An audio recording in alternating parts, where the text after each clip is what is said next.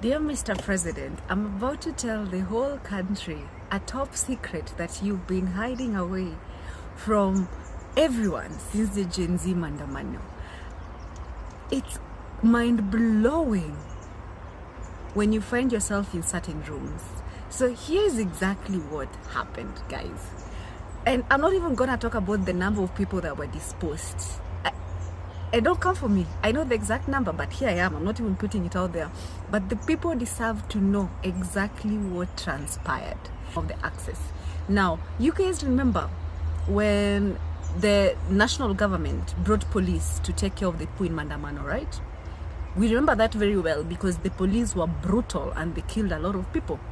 Now, the part that you guys are not aware of is that the president reached out to our army to also come in.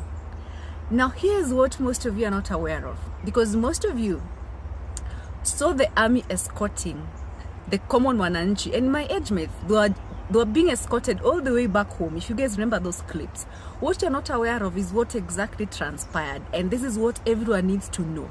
Now, the president approaches the army, tells them if they can come help in the current situation that is happening.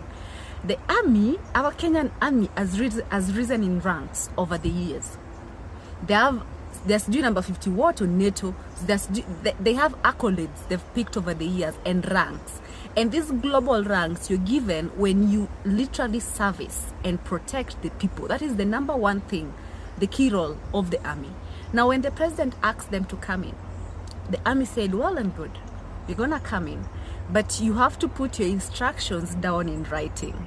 Now, here's where they cornered your president, because if you're gonna put the instructions in writing, this is the army telling you, whatever you put down in writing, you are held accountable to it.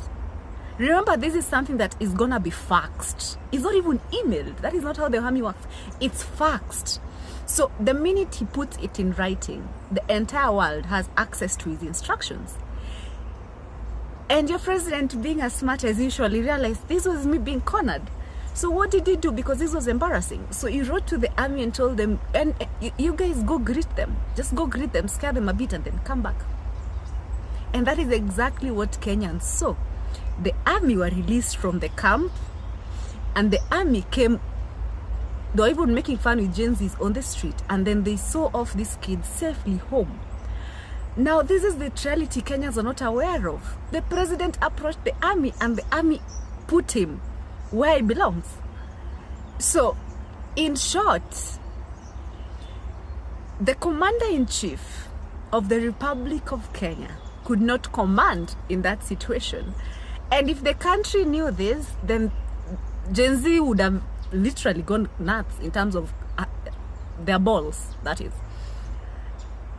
The commander-in-chief became the biggest comedian to all the former generals, to all the armies across the continent and around the world. It is still a laughing stock to date, because where commanders-in-chief give instructions to literally go and protect the country, where other commanders-in-chief give instructions in times of necessity, in times of war, in times of fighting for the nation, your commander-in-chief gave instructions for them to come and greet people.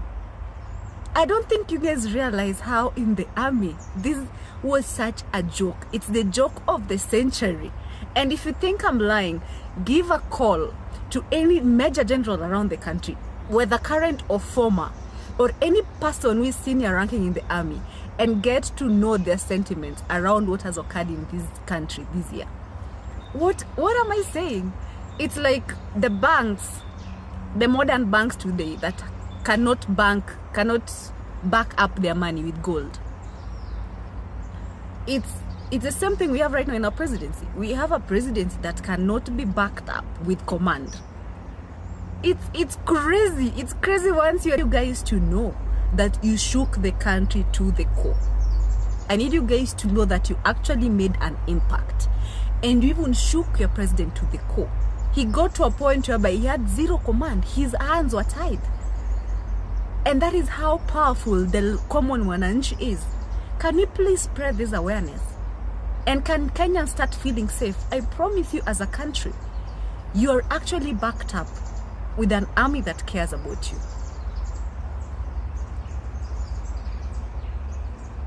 Oh, this is incredible when you hear it from the people. We have no command. Yeah, let me know what you think. Kenyans are waking up. They are waking up.